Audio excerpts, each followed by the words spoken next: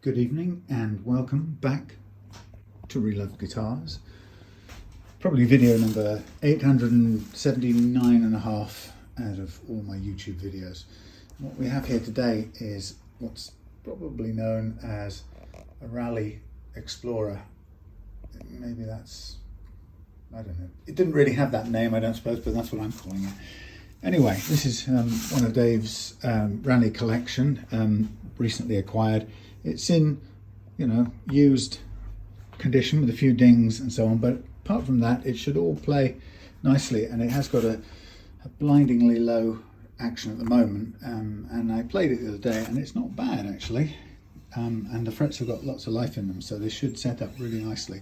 The nut's horrible, of course, and I'm going to replace it with the Truss adjustable, which works pretty well with this sort of arrangement. It's not perfect, but it's as good as any setup. The spread is pretty good. Okay, so what have we got here? Two humbuckers, Rally original equipment by the looks of it, and a bridge, which I don't think, I'm not sure whether the plan was to upgrade that. I don't think we discussed that, but I think this is meant to be a kind of simplest version of setup. I mean, simplest as in worth doing. So I'm definitely going to give it a fret level, and we get some of this grime off here as well. But you can see it's pretty mucky and it's been well played, and it's got some paint or something on it. But there are some chips on the end which will not be buffable, outable, but there we go. That's okay. We're just going to make this thing play well, and it's a sort of nice metal machine. Sorry about this, it's hard to turn this over with one hand. So I haven't got my special sound things going today, so this is going to be a single camera shoot, and I think what am I going to do, I think what I'll do is I'll do the fret leveling first of all while it's all filthy, and that means just basically, use the strings that are on there, why not, indeed, and we'll just get a basic level done. Alternatively, I could fit the nut first, which I might just go ahead and do while we're here. So let's take off the thingy, truss rod fitting cover. Anyway, I was going to say something. What was I going to say? I had some thought. Oh yes, I was going to show you a picture, because I've been kind of tied up most of the weekend on other duties, one of which is we had a fridge freezer breakdown at the end of the week, and so the whole of the weekend sort of disappeared in a cloud of spending money on new fridge freezers and reflooring the kitchen, because the previous one had been leaking and making a mess. So anyway, that sort of disappeared, but my very kind supporters on Facebook noticed that I wasn't around,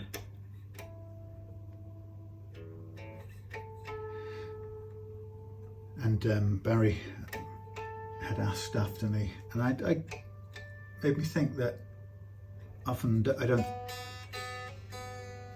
sort of update what I'm doing, or when I'm tied up.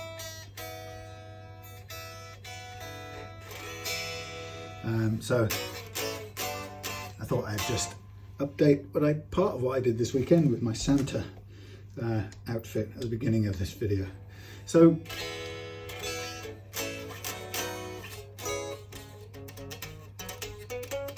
we've got a low action, and as a result it's got some fret slap down here somewhere. I've lost the, it slipped down. I thought I'd lost my measuring gauge thing. So the thing I'm kind of interested in straight away is, what is the neck relief doing? So kind of test. It's very, very slight, which is fine. I don't want to mess with that. It's some, not none. And I'm just going to have a look here. And I would say we've got a millimetre here, which is crazy. 1.2 on that side.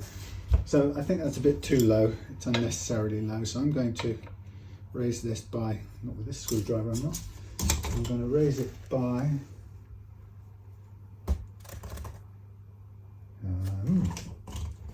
another one, a different one.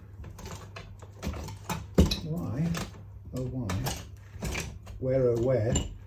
Somewhere. Yeah, going to raise it by a small amount,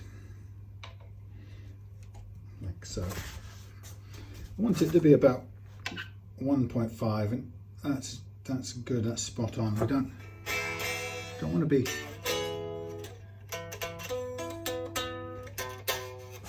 Yeah, so even at 1.5, it's got a bit of fret, what I call fret slap. So I'm going to take care of that. And so the first thing I'm going to do is take the nut off. Oh, look at that, sticking in the slot. So that's a horrible nut. No wonder it wouldn't, well, I'd be surprised if it stayed in tune, is what I mean. So what I want for these sacrificial strings is for them to last long enough to get the new nut on and get the fingerboard marked up and be ready to level the frets. So I'm starting out by tapping off, thank you, tapping off the nut, which on these rallies should come off without any major hassle. So I've loosened it. I'm going to kind of try and put it sideways if it wants to go. There you go, fairly easy lift off. A little bit of material caught under there, which we can get off with a blade. So that's the so have I used up all my blades? I think I may have done and forgotten to bring some new ones. I've got a list of things I've got to buy, which is growing. Blades. No. Right, I'm gonna have to use an old one. Shocking. Anyway, so let's look in closer. So I'm going to just clean up the fret slot here. Just make sure that any bits of plastic, then you can see, I don't know if you can see some there, some plastic caught. Make sure that gets taken away. There you go, just snip it off really. That's okay. And then if there's any at the front edge, likewise. Looking good. And then we'll see how well this fits in. And it may need a little bit more sanding for it to fit perfectly, so it may still be a fraction too wide, which is okay. And I'll get my sandpaper block out and we'll take some more materials there. What am I doing? Let's concentrate on what I'm doing. Oh yes, right. This feels uneven, and that's because it's not been sanded before.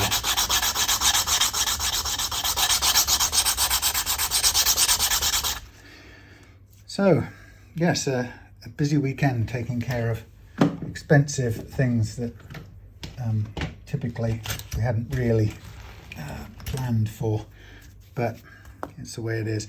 And really annoyingly, of course, as soon as we ordered another fridge freezer to the tune of about 500 quid by the time delivery was taken into account, I then moved the other one out of the way in preparation to get the floor done, and just took it round a corner. And to my complete annoyance, it's currently appears in its new standing position to be working without leaking, which is enough to drive anyone nuts, because the thought of spending 500 quid on something you technically don't have to spend is galling. Still, on the other hand, we've had this fridge freezer for 10 years or so, and it's given us good service in all that time. So, and just to be honest, like a lot of fridge freezers, the plastics have all split and so on. So it's tired and time for a renewal. But when you sort of see it working, you think, oh God, could I get away without spending all that money? But no, we will upgrade or improve it for a new model, which we'll forget about until hopefully the next 10 years, when that one in turn, if we're still around, touch wood, touch rosewood, when that one goes on the blink. So I'm kind of working my way down at the moment to a very nice level on the new nut. So just trying to get it to the right thickness, and I want to do it as carefully as I can.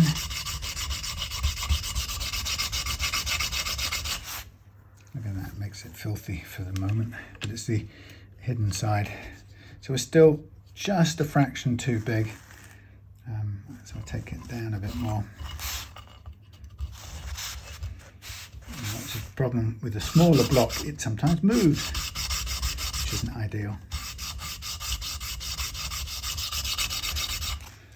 So, yeah, that was my weekend tied up with floors, and it's not easy putting those laminate floorings in place. And I bought the most crappiest, rubbishest tool that I've ever bought. It's so bad that I've tried to use it for about 20 seconds, 30 seconds, checked it, double checked it, and I'm taking it straight back for a refund. I couldn't use it to do the job. It was the B&Q tool that you're supposed to use to I don't know what the word is, to cut your things. You know what I mean, don't you? Cut your, what are they called? Cut your laminate floor pieces. And it's just rubbish, absolute crap. So the first thing is I read it, and it said, this doesn't cut there's no blade here, this doesn't cut, it tears or compresses or something like that, tears the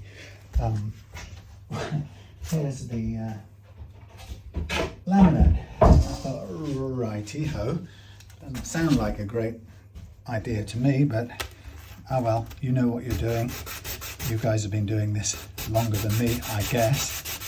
So I put the piece in as outlined, got it all sort of ready to go, etc., and operated the unit as explained, precisely as explained in the manual. And this thing started to cut. No, it didn't cut. It started to crush, like it said. Started to crush the piece of material, and it was absolute crap.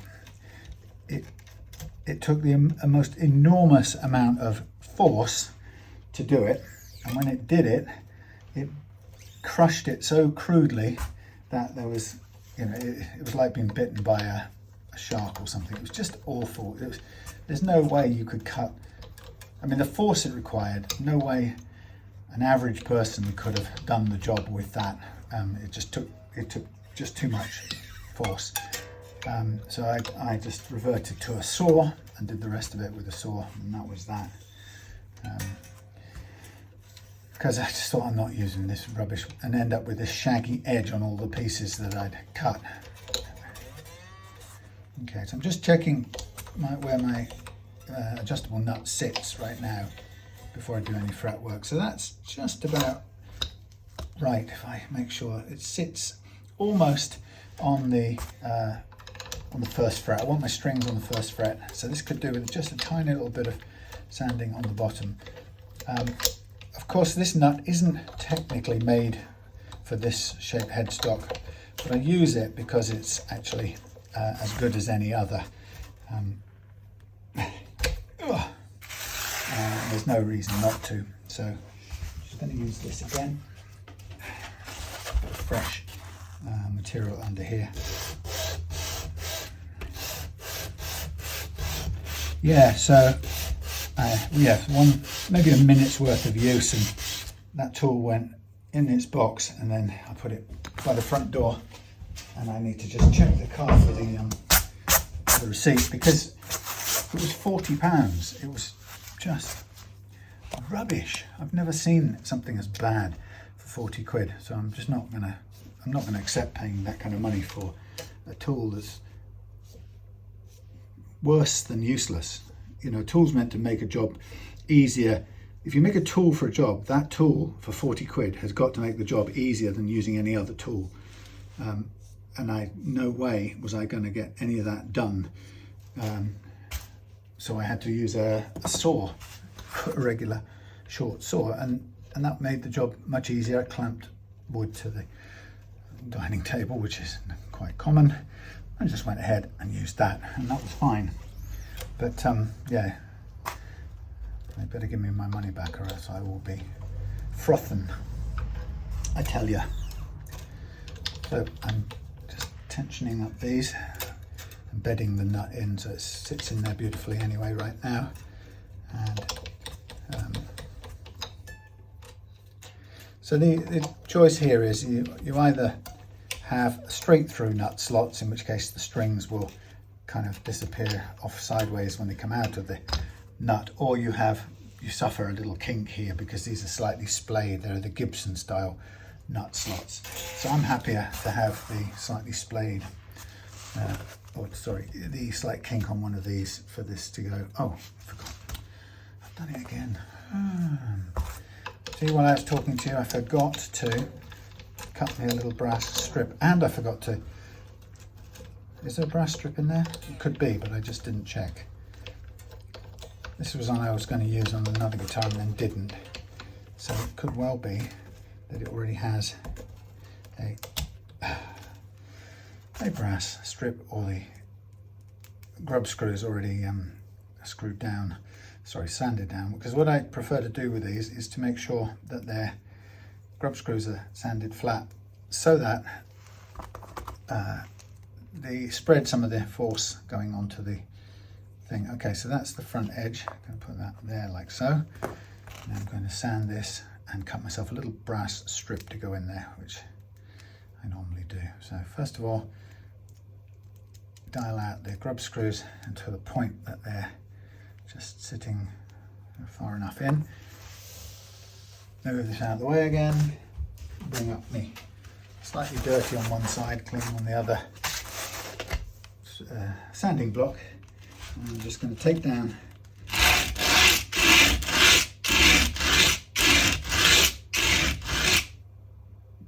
the grub screws.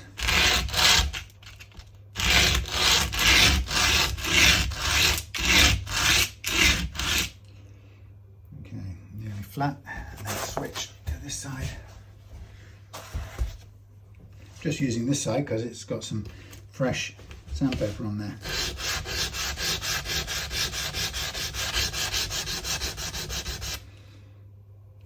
Okay, a bit more. There we go. Hard to hold on to.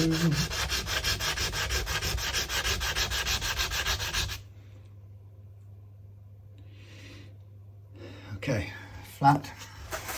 Now for a little strip. So a little brass strip is a way of making sure that the grub screws also have a little extra help to stand on.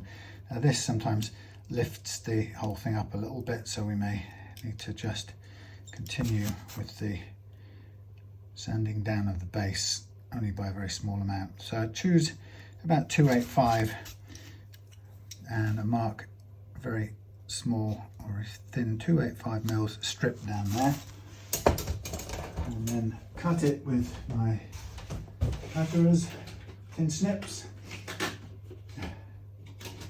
which are kind of clumsily down there. So this is a bit on the sort of guesstimate side because the light's terrible, and I will just hope for getting it about right, but there's a bit of leeway.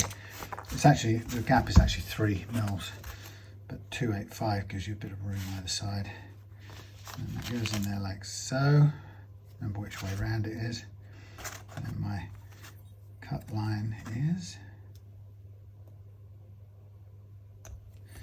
there. Turn it around the correct way again. Cut to length. And then what I'm going to do is just round these ends off slightly. And this little strip will go in the bottom of the nut. So, like that. And then the nut will sit on top of there like that.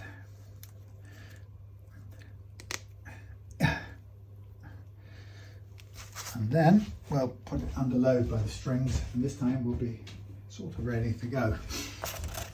So with this guitar, it's so filthy, it will benefit from a good overall clean, and to do that I will take a fair few of the bits off, I think, when the time's right, to give it a good clean up. Now this may, the increase with the brass strip may lift this up a bit too much. Actually, it's still on the mark, that's good. Okay. It's good.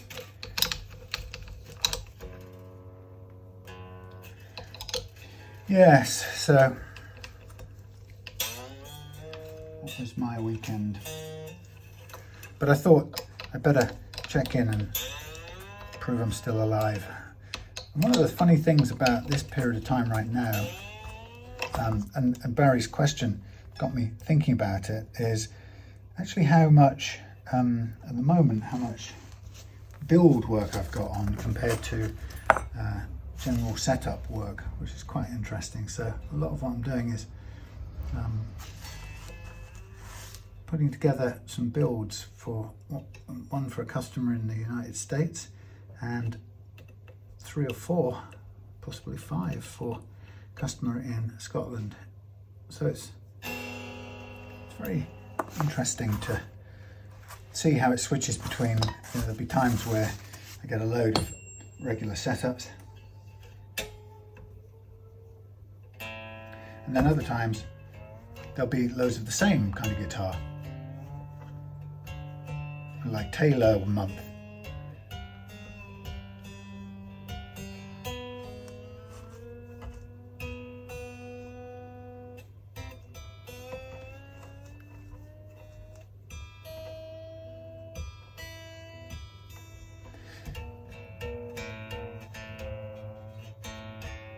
Yeah, Taylor month, or Les Paul, Epiphone Les Paul month. It's very weird how it goes. It's sort of hard to predict. So there we have our new nut fitted and our old strings back on as sacrificial strings. And now all I'm going to do, he says, inverted commas, is going to do a fret leveling. And well, look, my banana device is choosing to fall apart. These do come apart quite easily, these Martin style U-channel truss rods. So, but all you have to have is get them back under a little bit of tension and they're fine. So I'm going to do, excuse me, going to do fret leveling in the standard format, using the banana, as I called it, tongue-in-cheek. The katana, the poor man's katana, actually the cost-free katana, referencing a tool that I once used that taught me how to do this method of fret leveling, and I like that method very much, and for reasons due to incredible arrogant and poor customer service of the maker of the tool, I wasn't able to continue using it, much to my absolute surprise, having paid for it and been happy to use it and recommend it. Anyway, so things conspired so I couldn't, but I was, by that time I was converted to the method, so I definitely knew that I wanted to carry on using that method, but I was damned if I was going to demonstrate that person's tool on my YouTube channel, which kind of felt a bit stuck, because he would benefit from it if I carried on using it, even though he'd been an absolute jerk. Anyway, so I just innovated my own, which was entirely possible to do, and very rewarding, and I've been using it ever since.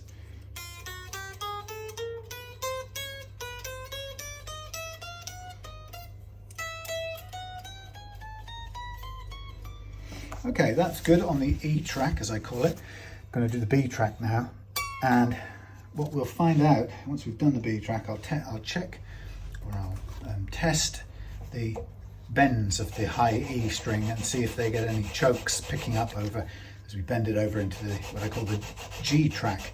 And if so, then I'll know what I've got to overcome with the leveling process. So what I'm aiming to do at this point is I'm aiming to level out these frets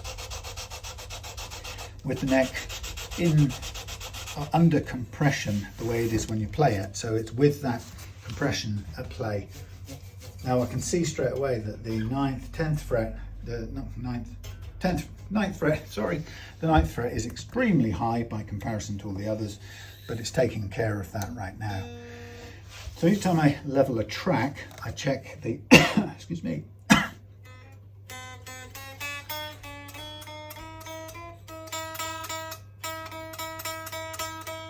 the individual notes,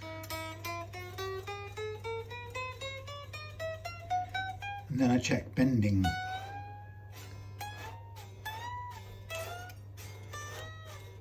It's good, pretty good. Rallies have amazed me. They are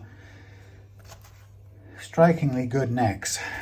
So what I'm doing here is I'm leveling mostly to I'm taking down that high one on 9 fret, but mostly I'm also taking away the fret slap on the lower strings as we get across there.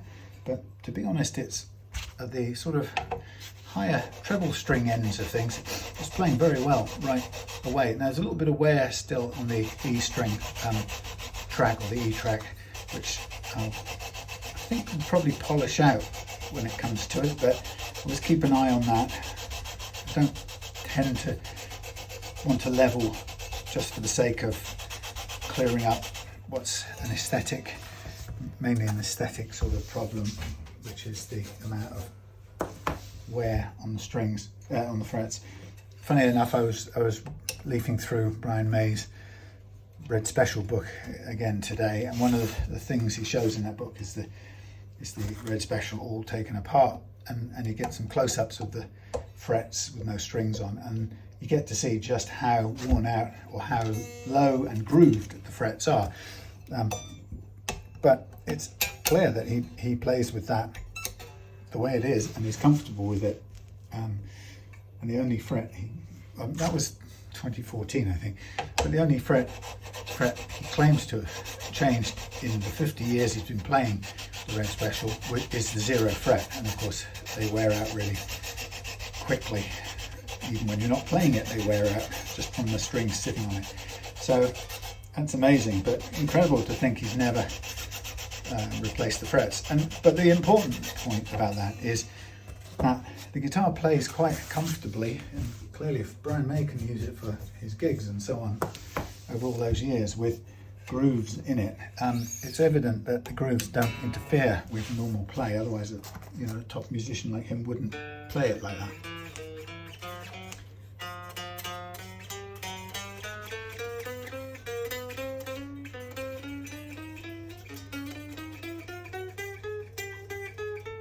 A little bit still left in here, which I'll carry on having a go at. Yeah, so his Red Special, loads of grooves, but everything playing really nicely. So he's living proof that where grooves in the sort of what people call the cowboy chords area, or even anywhere up and down the neck, but these familiar wear grooves are not a significant barrier to playing the guitar.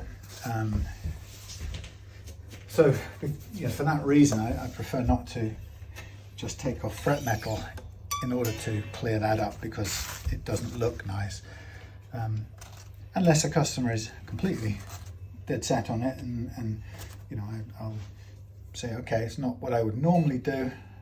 Sometimes when a customer wants it done, it happens to coincide with needing to do a little bit of leveling anyway to make a certain action play, in which case the whole fret leveling process does remove most, if not all, of the fret grooves, wear grooves.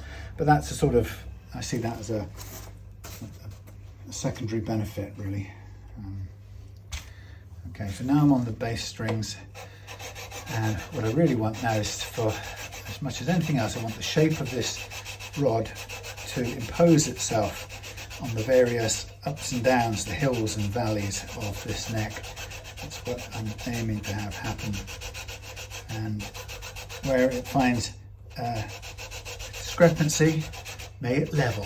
Where it finds a high fret, may it gently reduce it. Anyone remember Margaret Thatcher will know that was me impersonating her badly.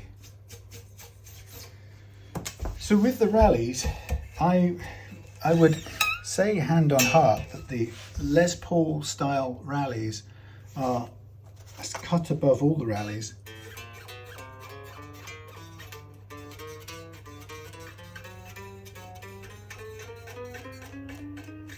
So some down the middle there, I'm going to recalibrate just to make sure I'm getting into that space.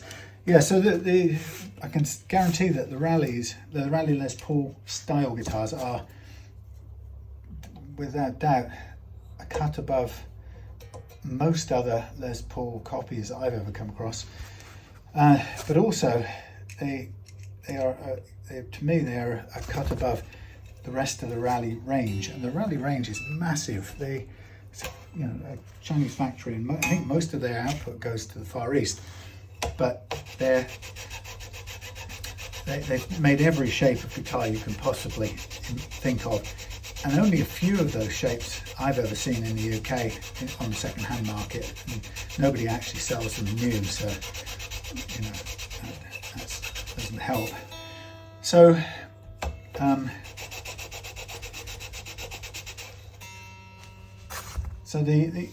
and that kind of gives a skewed view, because this Rally Explorer shape is actually a very good guitar. It's just that the Les Paul ones are so much better that they stand out. That's as good as that's going to get. They stand out even above the the Rally Les Paul style stand above all the other Rallies, which are also by themselves good guitars. But it's just that the Les Pauls seem to be just that much better again. Anyway, so that's my experience. And funny enough, as I was setting up to do this tonight, I got a message through on my Facebook Rally Lovers page, group page, from somebody who sent a picture of a Rally gold top, 2 chrome humbuckers, gold top, beautiful looking guitar, right-handed guitar, absolutely stunning looking, and just, lovely guitar. Happily have one of those. Of course, amusingly, is after all of my promoting and singing the praise of Rallies, I ended up without any. That's okay, because my story to myself is that I've got enough of my own guitars to play, my own made.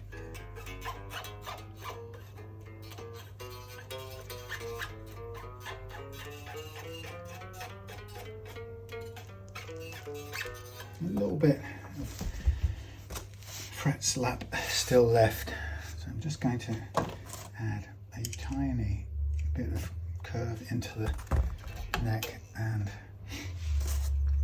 go back and do some more. Yeah, so I keep looking at them and thinking, oh, maybe I should get another one for me. But the truth is, I played one of my own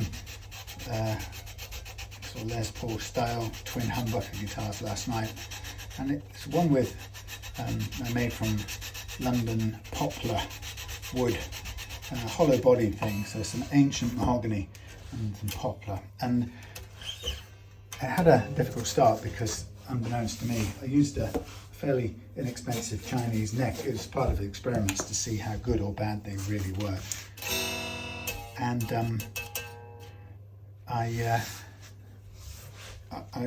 they actually turned out to make great guitars, but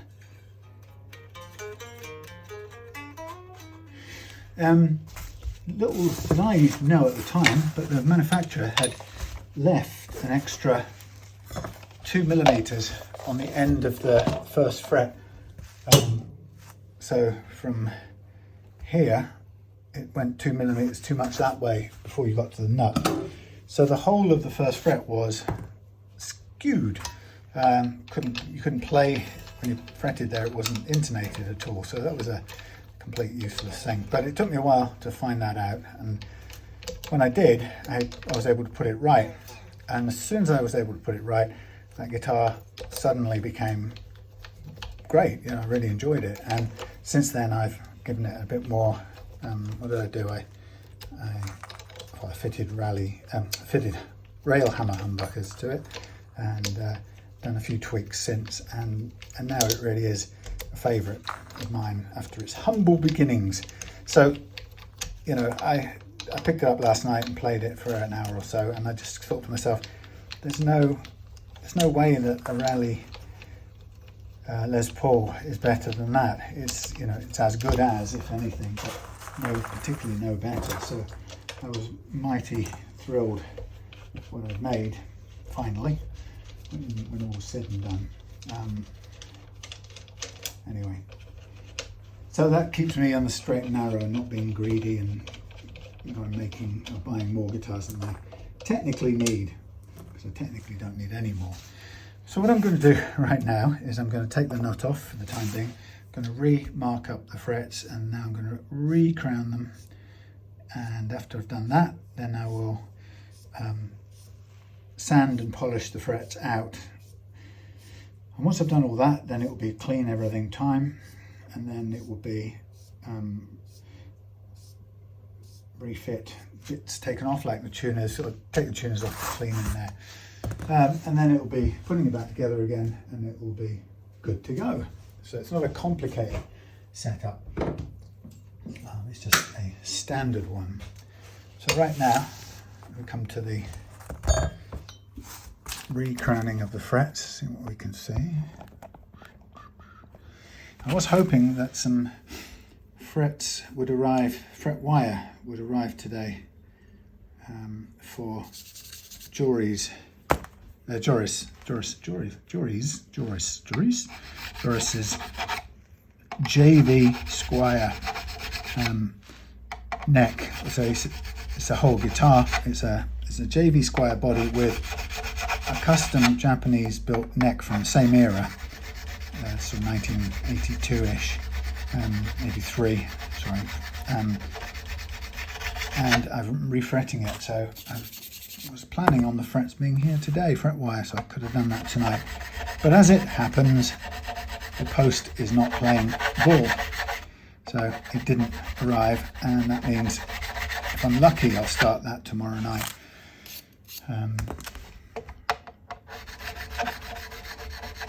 It's just one of those things, I guess. I always try to make sure, even if things get delayed, that I over communicate with the customer so they don't find themselves in an information vacuum, wondering what's happened or something gone wrong that I'm not speaking to them about the job and so on.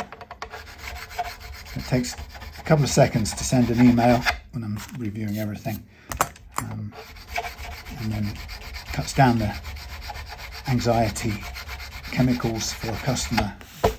It's worth the time. So here I'm just reshaping the fret whilst keeping the basic height the same. That one here, number 10, is being lowered quite a bit in the leveling because it was so badly out.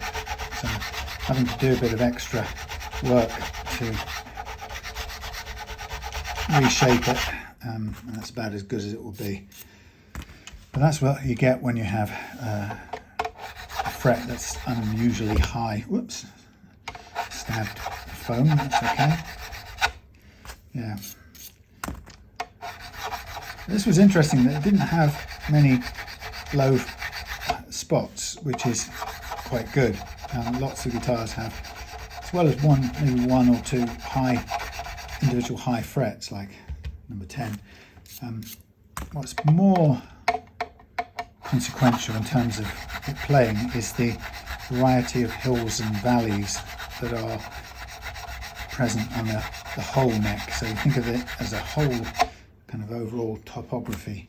It's that makes it have fret slap, as I call it. So you have to kind of work with the whole thing, not just the one or two high frets or low frets that you come across. So this hasn't got massively high frets to begin with, and they've been played for some years.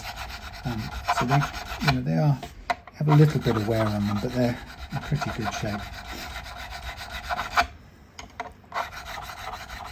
There we go. So the rest of this week is tied up with a couple of things. We've got to finish Adam's fat face build, which is waiting for a, what's it called, acoustophonic circuit, which is where I've had to sort of settle on as a way of making his build work the way we originally planned. It's a difficult one because we're mixing together piezo and magnetic, and they don't seem to be healthy bedfellers, you might say. So when you do combine them, there tends to need to be some sort of mixer element, which is what we're doing with the acoustophonic thing. It's a sort of an onboard mixer preamp thing. So you can see how grubby all this is. What I'll do is I will take the tuners off and give everything a clean, get rid of as much, if not all of this muck. Change down to this end.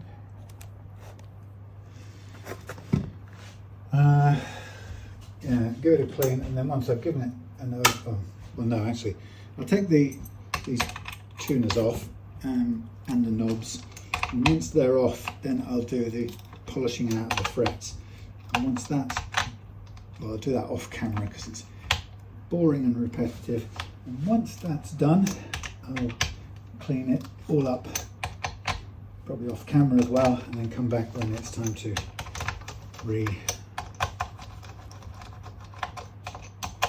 reassemble, kind of. We'll fit new strings and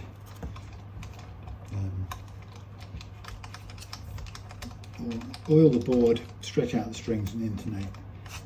Oh, everything is grimy, to say the least. I'm just taking off the ferrules, and I need to unscrew the tuners at the back.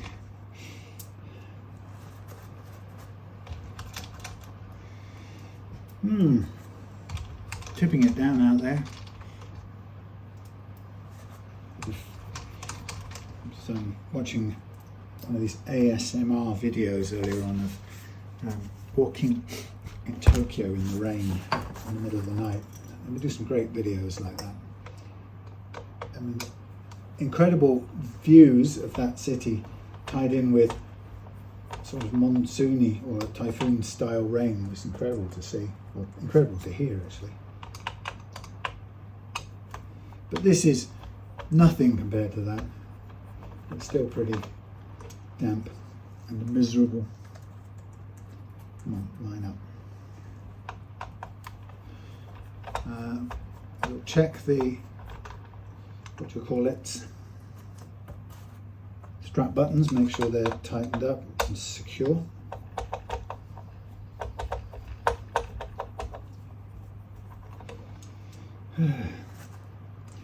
So there's nothing about this guitar due to its shape that makes it particularly any different from any other guitar. And sometimes people get really miffed about that, and it's understandable, you know, when you're a fan of a certain guitar and you've gone out of your way to buy that particular guitar, then people are kind of fixated on the guitar they really like, and that's understandable. But the mistake often they make is thinking that that guitar is somehow intrinsically different to any other electric guitar, which and therefore of course should be treated or set up differently to any other guitar, which is actually not the case. As long as it's got a wooden neck, strings, a nut and a bridge, then that's scratching. It's the paint scratching on the foam.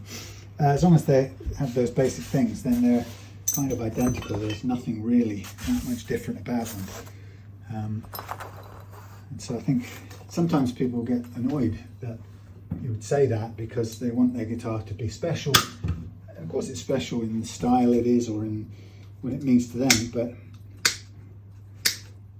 if you went through most of my, nearly all of my 700-800 videos, whatever it is, you'll see that the setup that I do on these guitars is pretty much the same every single time. And I'm sure some people go, oh, that's because you're rubbish. It's because it's a neck, a wooden neck. It has a truss rod or doesn't. It has strings, it has frets, you know, and it basically does the same thing every time. And if you find, you know, think about a guitar that you've seen that hasn't got those components, those basic components, it's rare. So, fuzz. Yeah, so don't get too upset. And you know, sometimes people will ask me, what's the exact spec for, you know, an Explorer or something? I go, well, actually, it's no different from any other solid body electric guitar, you know, depending on your preference for playing action. You know, I go for this, and they go, no, but what's it supposed to be for a Explorer? And it's like, well, nothing particularly, same as any other. Depends on what you like to play, and it's hard to get across to them that there isn't any, there's not a special thing that applies just to those, what do you call them, Explorers and nothing else. Anyway, what I'm just looking for right now, what am I looking for? Oh, I'm looking for really expensive stuff. Micro mesh. Every couple of months I have to buy a new set of micro mesh, and there's an example of something that has gone up ridiculously in price. Micro mesh used to be, I don't know, something 10 quid a set of 9 sheets when I first started doing this in about 2015 or something, about that. Now it's about 20 quid for a smaller set of 9 sheets, which are actually less durable and fall apart much quicker than the original ones did. So it's the prices have gone through the roof for the same basic stuff that you need to have. So I now cut the things in half and try and eke them out as much as possible. And there's obviously a minimum size beyond which they don't really work for what I'm trying to do. But I cut them as small as I can get away with for this purpose of polishing out frets. But it's crazy, the price.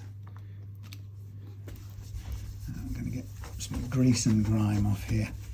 And sort of just first, this is the first scrub down really, get the majority of the grime off it. And it probably will benefit from a polish out with some polishing compound as well, because this is still a little grimy.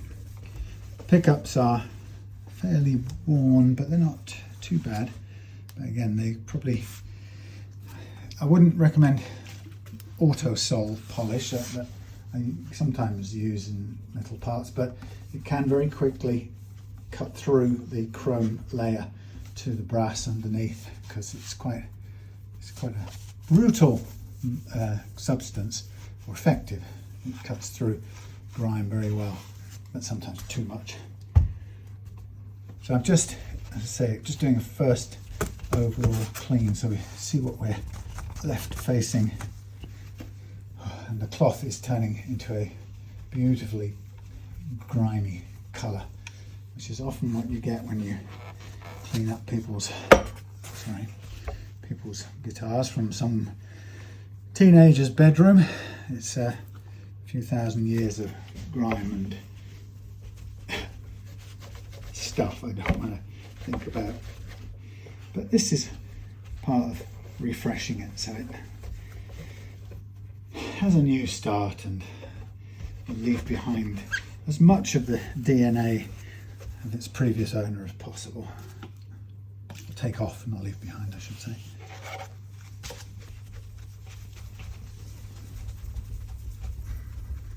Okay, that white paint came off pretty well.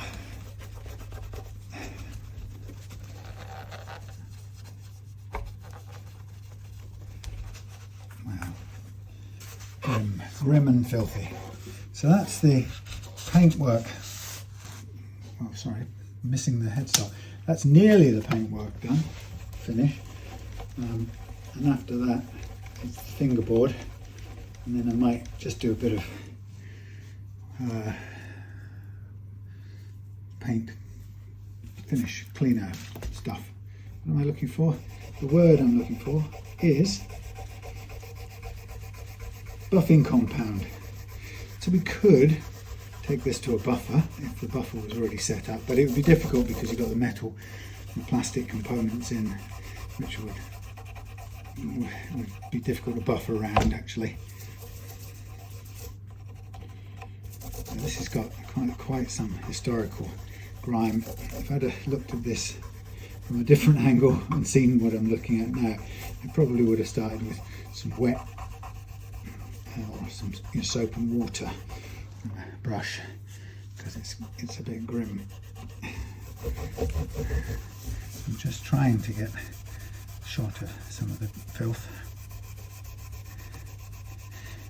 For those of you interested, the stuff I use, the stuff that we generically call naphtha, is in fact Coleman's cooking fuel, or it's just called Coleman's fuel actually, and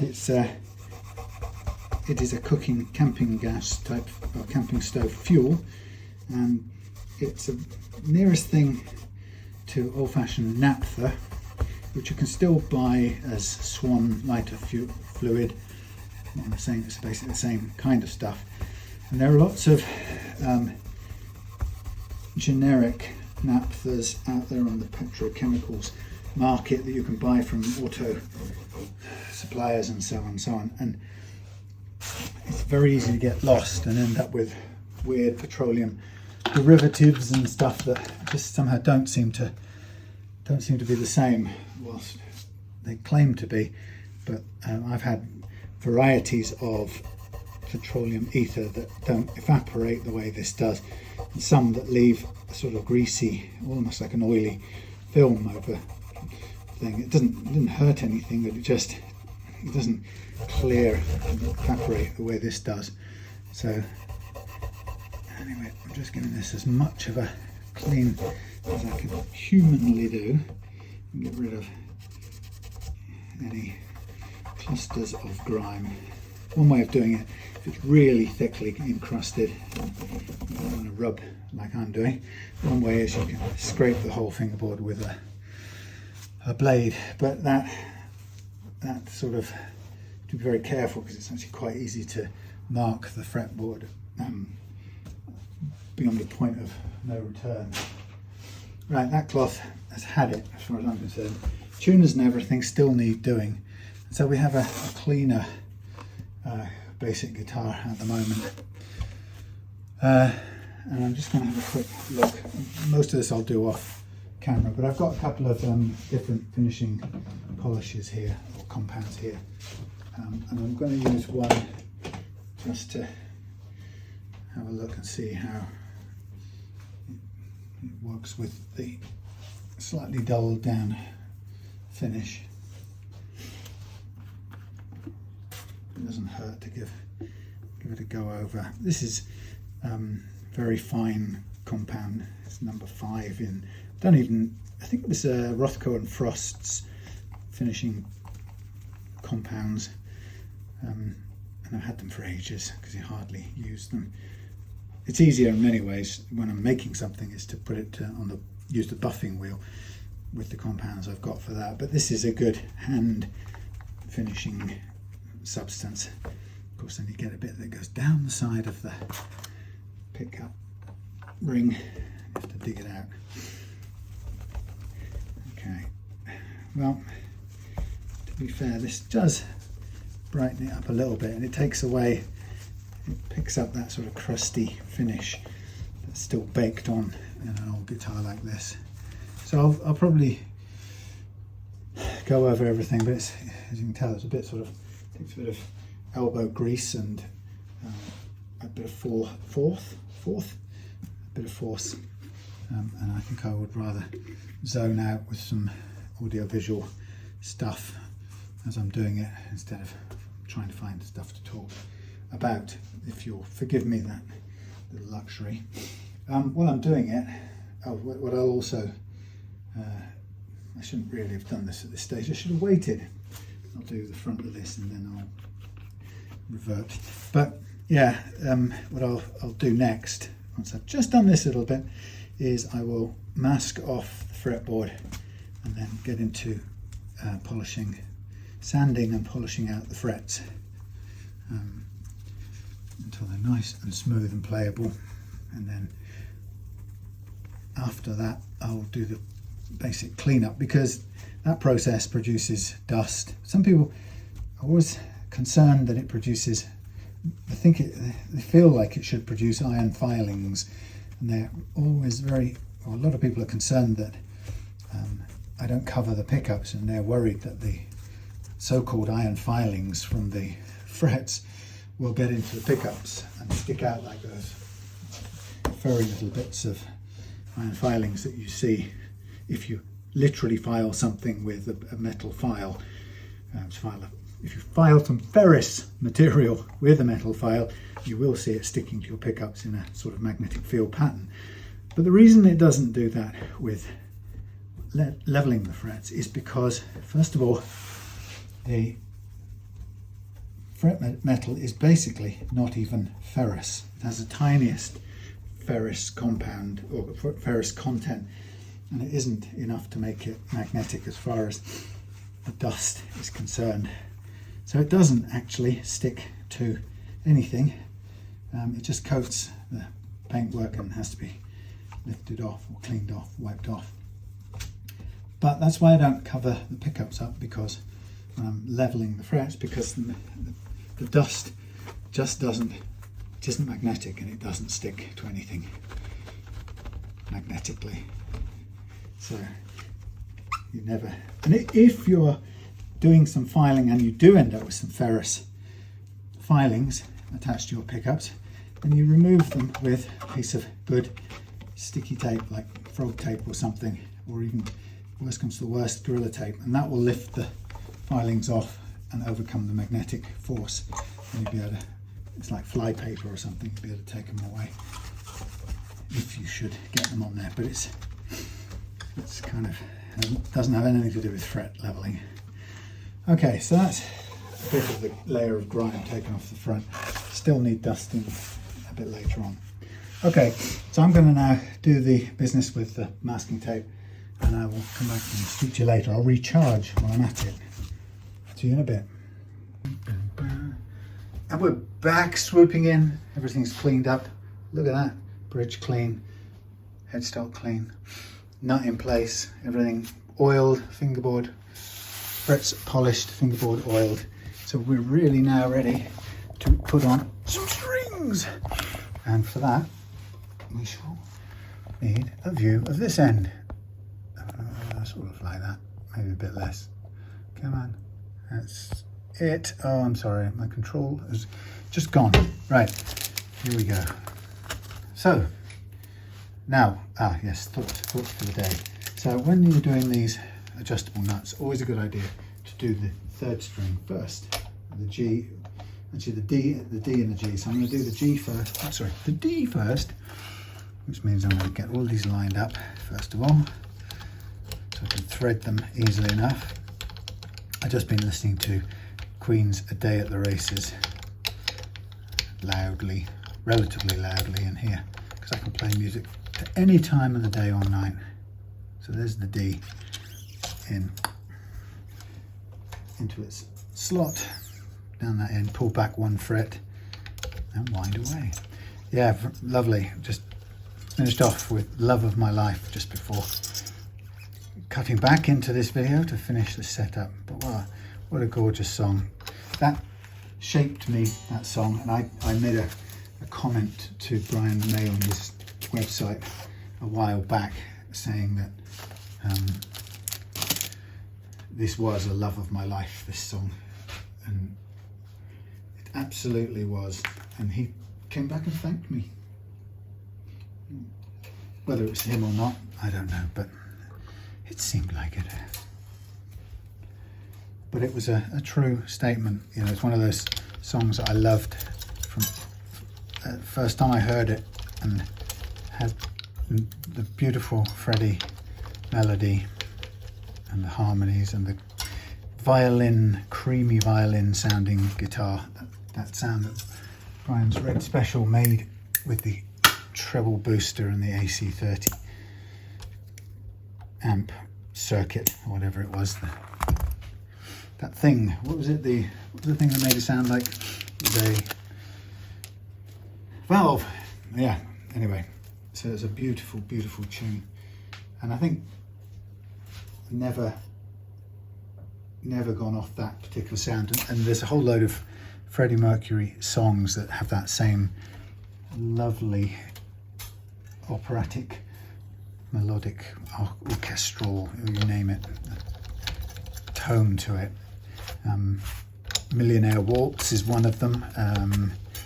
If You Take My Breath Away, Teo Toriati, just a whole load of things. In fact, I mean, everything's got a little bit of it in there, but that's what I liked. And it used to upset me in the very old days, because the music press of the time used to enjoy, because it was very edgy and punk. So the music press used to call Pink Floyd dinosaurs, rock dinosaurs, and used to call Queen breathy and bombastic. And actually, it's quite true. It's a very good description. They were, in many cases, breathy and bombastic. But actually, the bit we couldn't ever admit to our school friends is that's why we liked them so much, because that was a bit uncool to admit. It's in the same way as around the punk time, in the 78, 79, you wouldn't ever admit that you'd liked ABBA in their heyday, or even to that day. So they were kind of guilty secrets that you kept to yourself if you wanted to stay alive and not get beaten to a pulp by your peers, the bullies amongst your peers.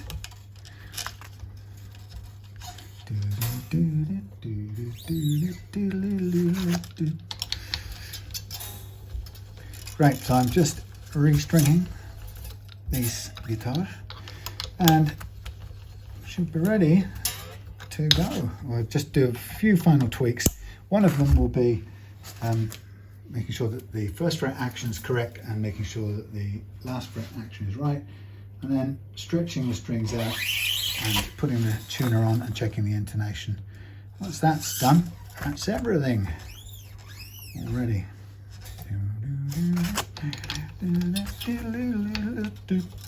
Right.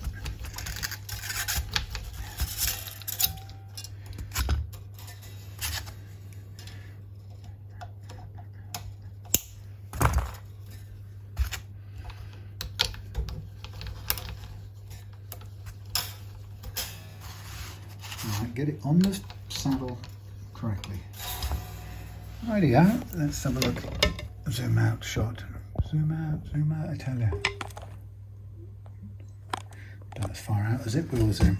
Right, I'll get rid of the packaging and the cut off bits. I'll remove the plug.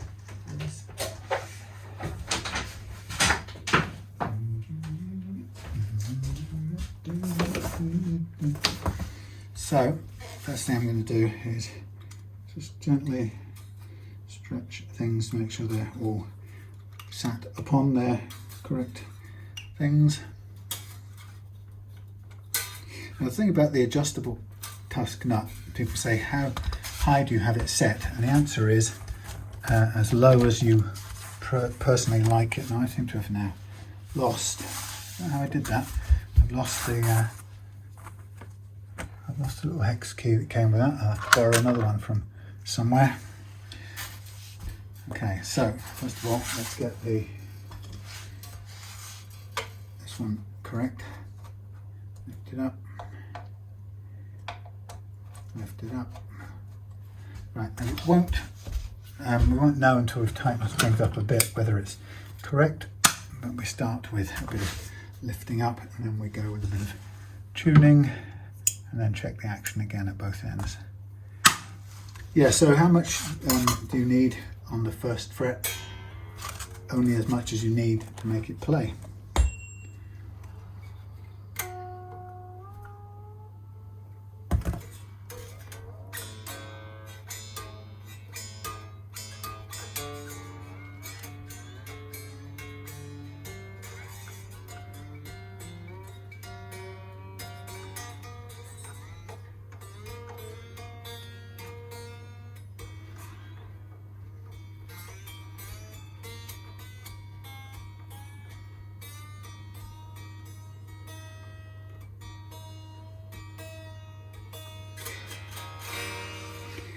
So let's just check the heights again. The heights. So we're just over 1.5 there, and we're on there. So dial down the bass side.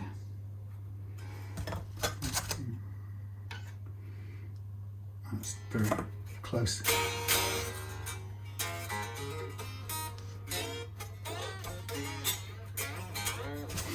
So the next thing we do is we take the guitar, once you put new strings on, and we gently but firmly stretch out the strings between thumb and forefinger up and down the string. And the idea is to get rid of any and all residual slack in the deal. And once we've done that, we'll be ready to check and set the intonation. But it's vital to do the stretching bit first. Of course, you have to be careful because you can break strings doing this, and I regularly do, particularly the thinner ones or the less expensive strings, they quite often break. Once you've done a bit of a stretch, retune.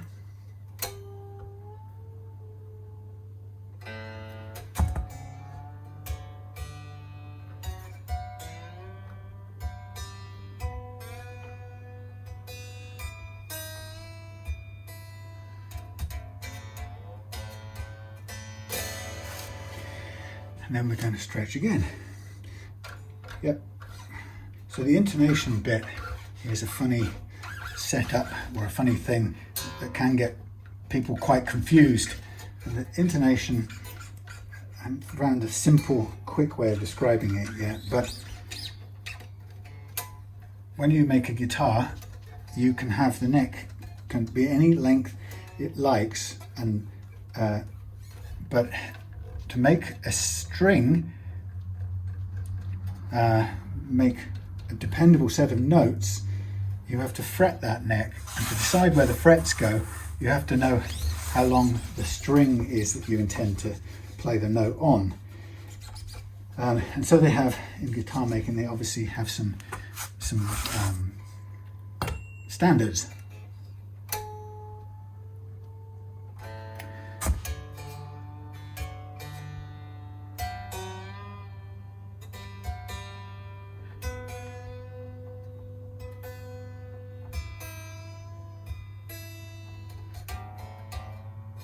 So let's say we have the 20, what is this one? 24 3/4 inch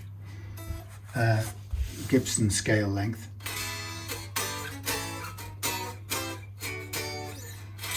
Thankfully, conveniently, there's a calculation. If you put in the 24 3/4 scale length, the calculation tells you exactly how close together your frets should be as you come down here, or how far apart. So thankfully, that fret positioning formula is unique.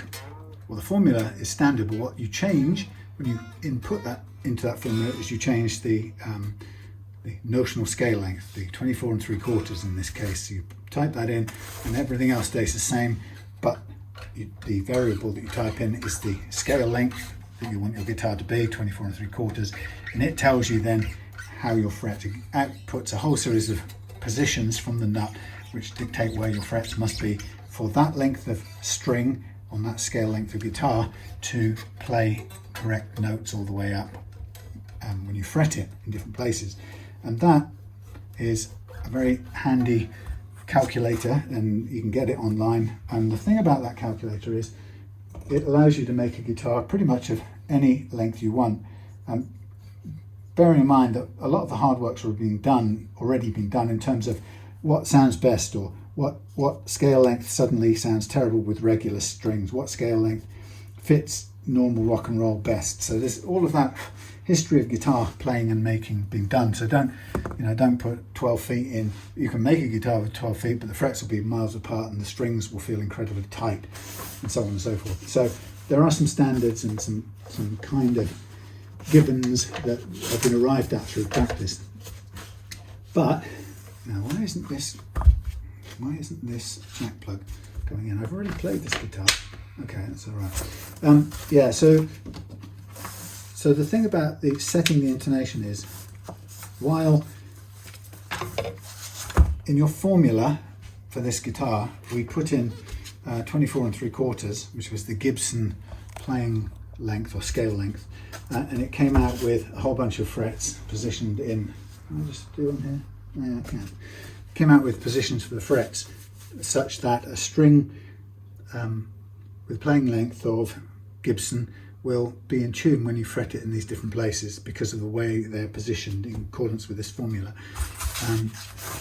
But the thing about that is it's the actual length is slightly different for each string. So there is a 24 3/4, but every string has to be slightly different from that. So one of them is nearly exactly 24 3/4, and that happens to be the high E string, but even that isn't guaranteed to be perfectly on. So what we do is we have a bridge with lots of saddle positions that can be readjusted to give each string its own length. So the way we check it is to tune out one high E string, for example, and make sure that the pinged harmonic at the 12th fret is in tune, and then fret it. That's slightly sharp. That means the string's slightly too long. Too short. So I'll try the B as well. Now I suspect that both will be slightly sharp when I do so the harmonic's in tune, nearly. That's nearly on. So I think we need to lengthen the high E string, and to do that, I don't know how I can see this with my rubbishy camera work. Oops, no, I've made you disappear now. Oh, hellfire, come on, come back. Right, let's go to the bridge place. Okay, you may be able to see if it's terrible camera work. I need the string playing length to be slightly longer, so I get the bridge saddle for the E and I turn it in such a way that it pushes it backwards away from the nut. Okay, and that gives me a slightly longer string length because it moves the saddle apex backwards. And I'm going to do the same to the B and the G, and they tend to follow a familiar pattern. So I'll just, that's better. Let's get them in tune.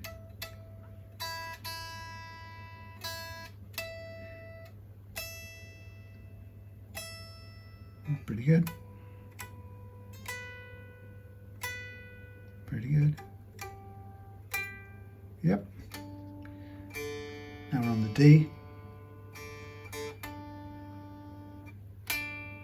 Yep.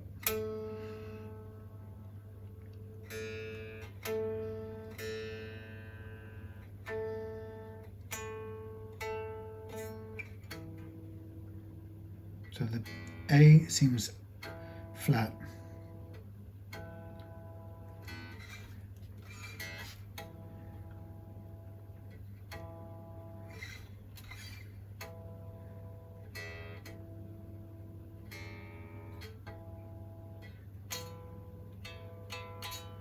and the E seems a fraction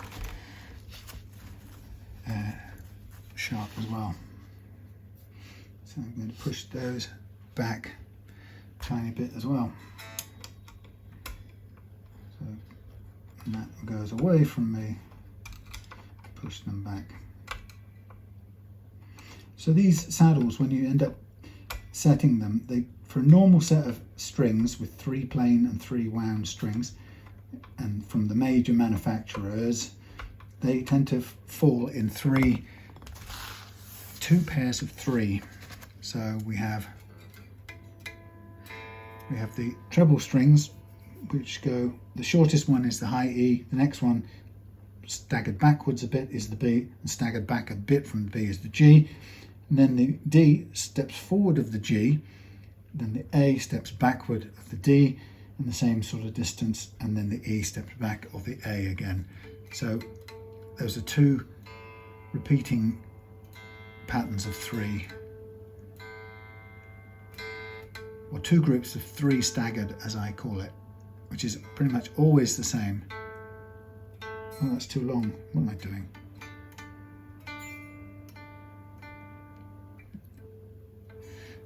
D feels about right, but this one is too long. Gone too far. This time I've gone too far. This time I've gone too far. I told. Don't look back. Who was that? Peter Gabriel.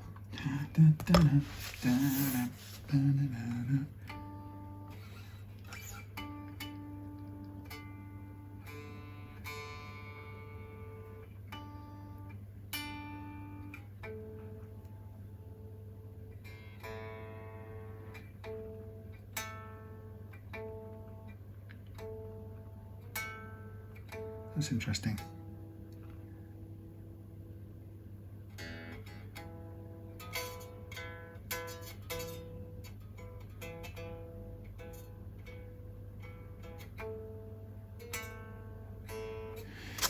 I have a bad feeling about that string. I'm going to put another one, use another one. I don't think that's good, and if that's no good, I'm going to ditch these, because these are fairly inexpensive strings, but I don't like that. Don't like that.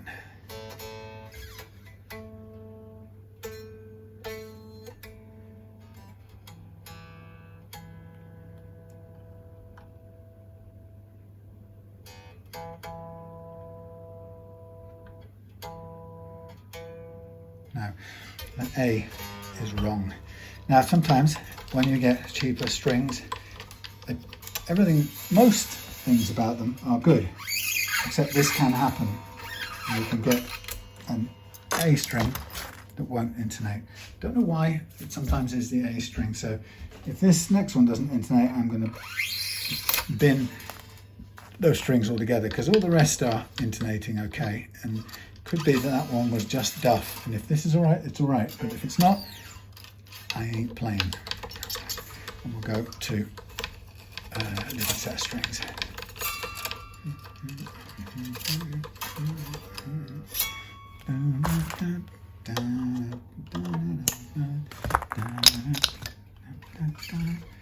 Just get it quickly stretched for a minute.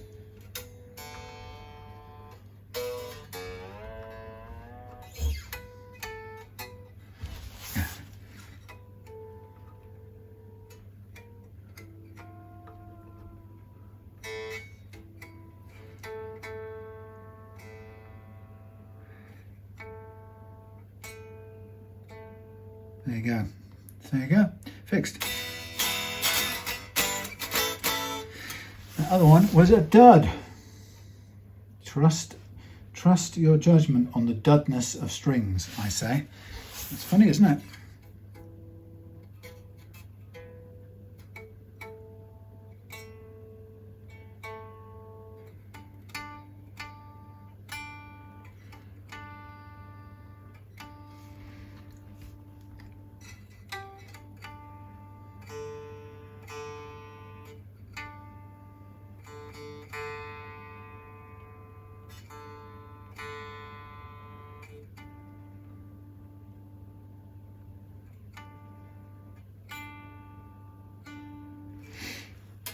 That's good.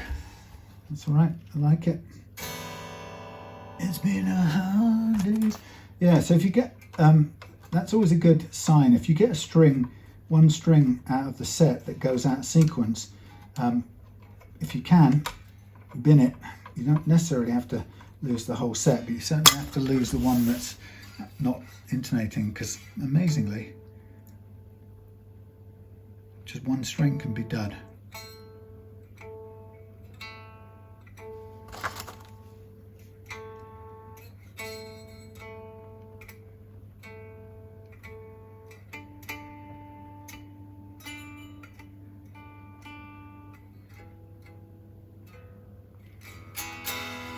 There we are. All right, so there we are, a little last minute hurdle. But that's the cute thing about intonation.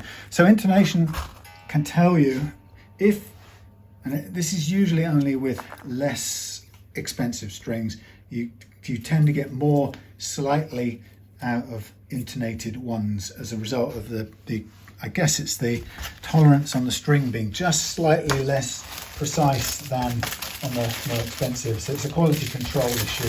They get through with a bigger tolerance, and in that case you can see that just told me that it didn't want to intonate properly, so I ditched it and the next one intonated fine. And the point is, it's a false economy, because I mean the only reason I'm using them is because I'm out of Ernie Ball 9s or D'Addario 9s tonight, but I would have held off and got some more if that hadn't have intonated with the next new one. But there you go, that's the impact of the cheaper brands where the quality control isn't as good. So there we have it, the finished Explorer, looking nice and fresh, all the old DNA gone. Oh, and of course we need to include this little key for Dave to have in case he wants to make adjustments to the adjustable nut at some point. Just looking at that looks pretty good across there. I might do the very slightest of raises. This may settle over the course of a few days, but I'll put a tiny lift on that end and everything looks good. Again, it's purely visual. You can lower it to experiment and see how low it can be before it doesn't play the way you want, and then you can raise it back up without any damage whatsoever. And there we have it. There's the key. All right, I found the other one, so I can go back on the magnet on the wall. So thanks for watching. I'll see you again soon, folks.